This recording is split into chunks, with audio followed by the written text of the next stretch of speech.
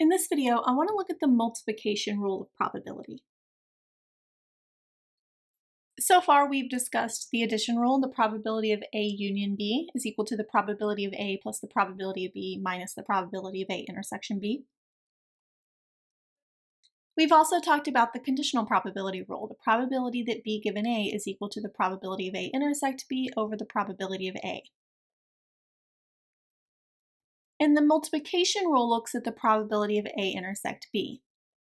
Well, if I take this conditional probability rule and multiply both sides by the probability of A, I get that the probability of A intersection B is equal to the probability of A times the probability of B given A. And this is known as the multiplication rule. So let's look at some examples of using this rule. Two consecutive traffic lights have been synchronized to make a run of green lights more likely. In particular, if a driver finds the first light to be red, the second light will be green with a probability of 0.9. And if the first light is green, the second will be green with a probability of 0.7. If the probability of finding the first light green is 0.6, find the probability that a driver will find both lights green. So we want the first light and the second light to be green.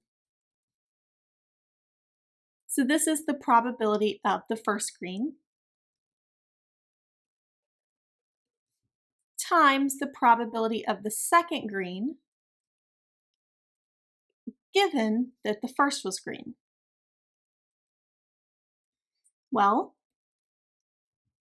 we know the probability of finding the first light green is 0.6. And if we read up here, if the first light is green, the second will be green with a probability of 0.7. So that gives us a total of a probability of 0.42. Oftentimes with these long, confusing problems like this, it might be helpful to make what's called a tree diagram. So for this, we're going to look at what happens at the first light. It could be green, or it could be red. And then we look at the second light. It could be green or red. And the same thing down here. If the first light's red, the second light could be green, or it could be red. And if we go through our problem and read things, if the driver finds the first light to be red, the second will be green with a probability of 0.9. So if the first one's red, the second one will be green with a probability of 0.9, which means it must be red with a probability of 0.1. We're then told that if the first light is green, the second will be green with a probability of 0.7. So if the first one's green, the second one will be green with a probability of 0.7, which means it must be red 0.3 of the time. And then finally, the probability of finding the first light green is 0.6, which means the probability of finding it red is 0.4. So now, if we want the probability that both are green, we would go along these lines in our tree diagram, along these branches, and multiply. So this tree diagram can be a very helpful way to visualize what's going on. What if I want to find the intersection of three events, probability of A intersect B intersect C? Well, this is the probability of A, the probability of B given A, and then we want the probability of C given both A and B. So we look at the probability of the first, assume it happened, find the probability of the second, assume both of those happened, and find the probability of the third. So let's look at an example.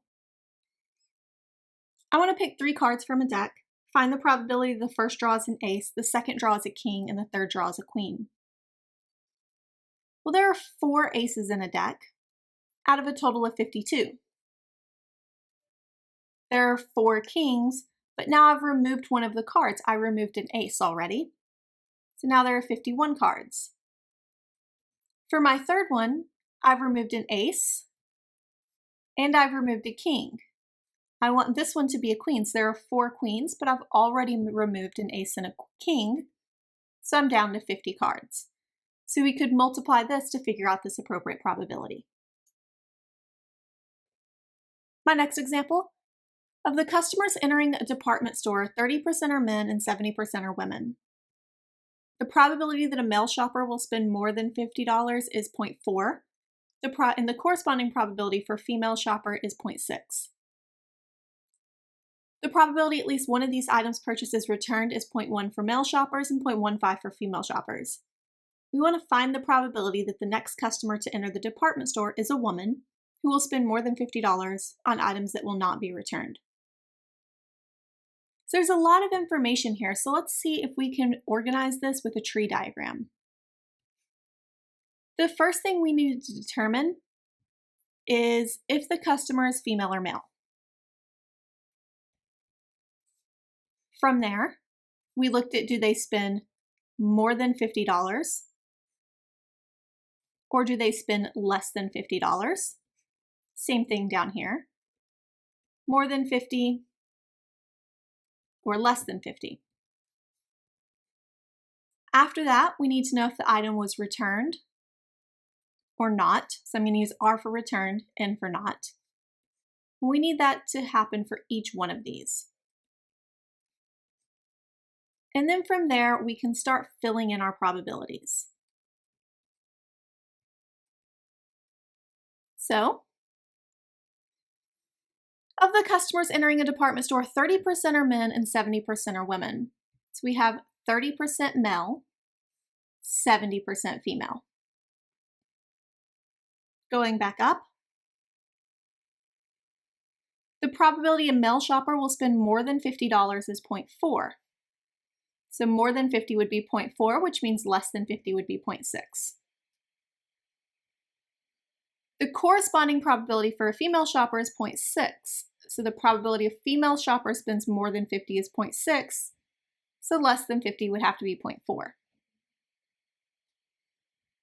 Finally, the probability at least one of the items purchased is returned is 0.1 for male shoppers and 0.15 for female shoppers.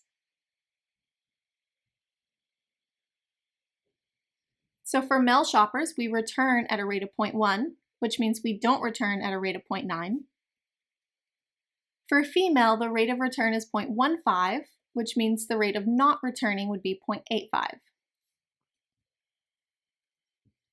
Now finally, I want to know that the probability the next customer to enter the department store is a woman who will spend more than $50 on items that will not be returned.